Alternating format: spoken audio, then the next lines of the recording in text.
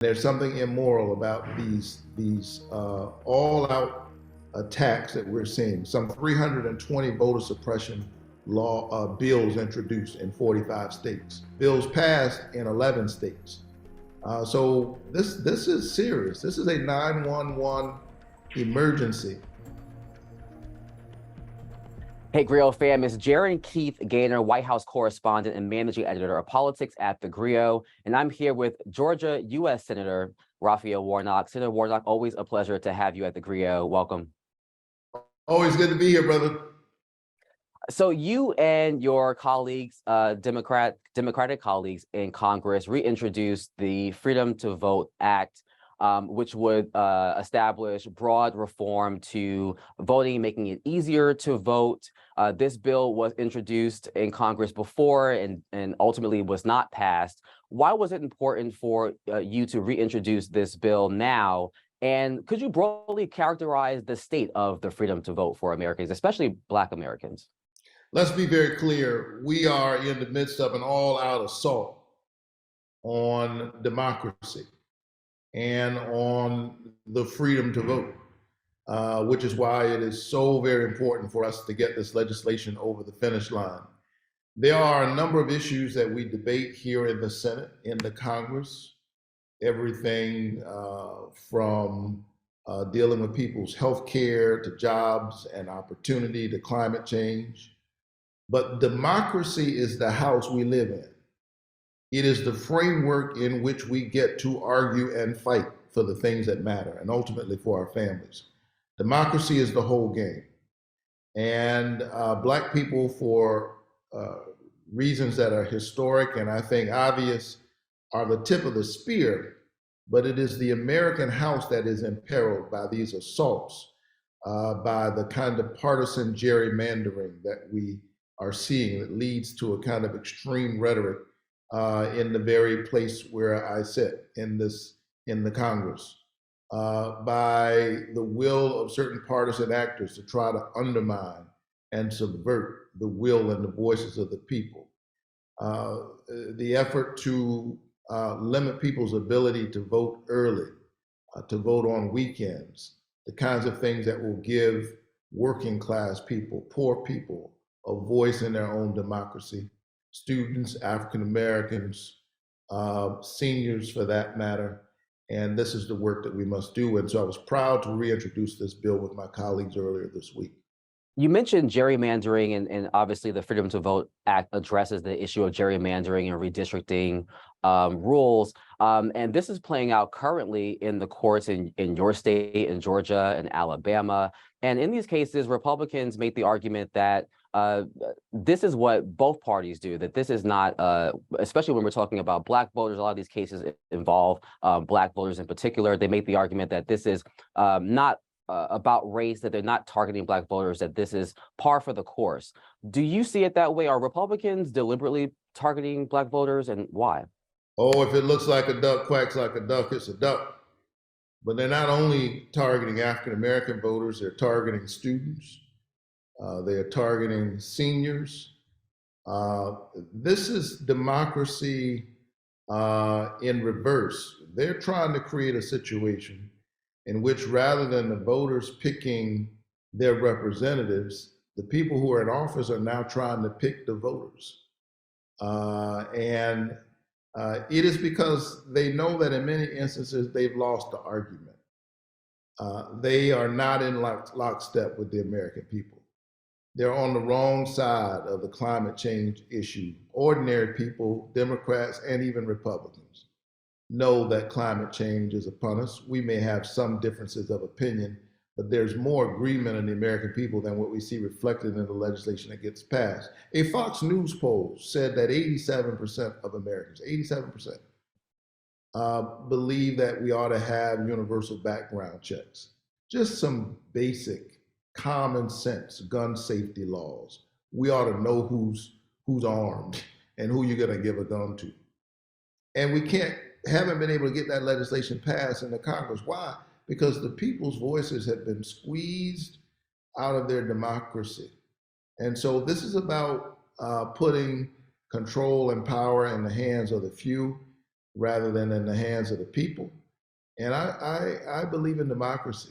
I believe that democracy is the best we've got, given the nature of given human nature.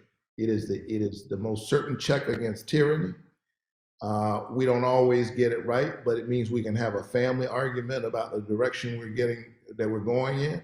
And at the end of the day, people's voices get heard. I believe that a vote is a kind of prayer for the world we desire, for ourselves and for our children. And our prayers are stronger when we pray together. I believe in democracy, and I'm going to keep fighting for it. I don't have to tell you the political reality of getting the freedom to vote actually passed in Congress. Some would probably argue this is a messaging bill, given the makeup of Congress right now. But do you have any confidence that Republicans could work with Democrats to pass something like the Freedom to Vote Act, especially given the other week Republicans passed an elections bill that was really the opposite of the Freedom to Vote Act? I think people who are saying that are letting my Republican sisters and brothers off the hook too easily. We should not let them off the hook. After all, the last time we passed the Voting Rights Act, or reauthorized the Voting Rights Act, a Republican was in the White House, George W. Bush. It passed the Senate 96-0. Many of my colleagues who voted for voting rights not long ago are now on the wrong side of this moral issue, this historic issue. And many of them, from time to time, marched with my late parishioner, John Lewis, who every year commemorated Bloody Sunday by going across that Edmund Pettus Bridge in Selma. And I've got colleagues here in the Senate and in the House, some of them were in the House at the time, who stood with John Lewis in those commemorations. Some of them actually voted to reauthorize the Voting Rights Act the last time it was passed. I'm saying to them that if you would stand with John Lewis symbolically, you must stand with his spirit and substance and support the things he would support. He believed that a vote is sacred, and there's something immoral about these all-out attacks that we're seeing. Some 320 voter suppression bills introduced in 45 states. Bills passed in 11 states. So this is serious. This is a 911 emergency. And if you look at the rollback of affirmative action, if you look at a lot of the other efforts that are afoot, it is indicative of a party that knows that they're on the wrong side of all of these arguments. And so rather than changing their argument, rather than changing their policy, which is what's supposed to happen in a democracy, they're trying to rig the system to get the outcomes that they want time and time again. We have to stand. This is a defining moment. Our children are going to ask us, what were we doing when the house of democracy was on fire? When people were trying to undermine that basic American value? Did we stand up? Did we fight? Did we do everything we could to preserve the sacred right to vote?